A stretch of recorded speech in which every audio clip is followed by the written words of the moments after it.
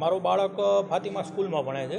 રિસેસના ટાઈમે એક છોકરાએ છરી વડે મારવાની કોશિશ કરી, બરાબર. એટલે મારો બાળક થોડોક આગો વયો ગયો, બરાબર. એટલે એ છરી એને અડી નહીં, એટલે એ તરત પ્રિન્સિપલ મેમ પાસે ગયો, બરાબર. એટલે એમને વાત કરી, બરાબર. એટલે પ્રિન્સિપલ મેમે તરત છોકરાના બેગને બધું તપાસ કરી, બરાબર. એટલે એમના બેગમાંથી છરી હાથમાં આવી ગઈ. એટલે મેમે તરત ફરિયાદ નોંધાવી લીધી પોલીસ સ્ટેશનમાં. કેમ કે બનાવ 10 વાગે થયેલો છે, મને ખબર ખાલી 2 વાગે પડી સીધી, બરાબર. આ એક બનાવ છે.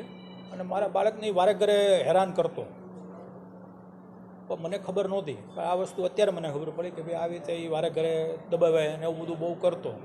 અત્યારે કંઈક 2 ભાઈબંધ ભેગા થઈને આવી રીતે એને મારવાની કોશિશ કરી. અને પછી અત્યારે એવી ધમકી આપે છે કે ભાઈ તું બહાર નીકળીશ તો અમે તને બહાર, તું કાંઈ કોઈને કહીશ તો અમે બહાર મારશું. પણ આ રીતની ફરિયાદ છે. એટલે પ્રિન્સિપલ મેમે જ બધું કાર્યવાહી કરી નાખી છે. એટલે હું આવીને અત્યારે બધું હવે ઘોઘા રોડ પોલીસ સ્ટેશનના મેરુબાગ વિસ્તારમાં આવેલી જે ફાતિમા કોન્વેન્ટ સ્કૂલ છે તે સ્કૂલનો આ બનાવ છે, જેમાં ધોરણ 9માં ભણતા વિદ્યાર્થીઓ એકબીજાની મશ્કરી કરતા હતા.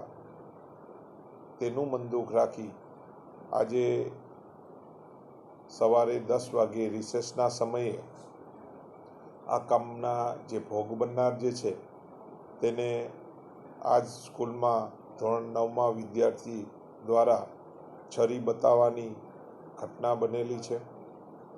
પોલીસ દ્વારા આ બાબતને ખૂબ જ ગંભીરતાથી લઈ આ કામે ભોગ બનનારના વાલીને પોલીસ સ્ટેશને બોલાવી અને તેની ફરિયાદ લેવાનું કામકાજ હાલમાં ચાલુ છે.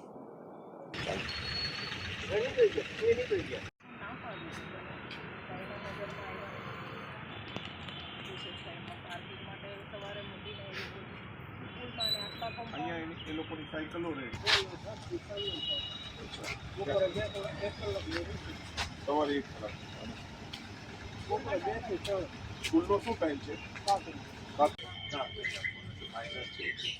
કાયદામાં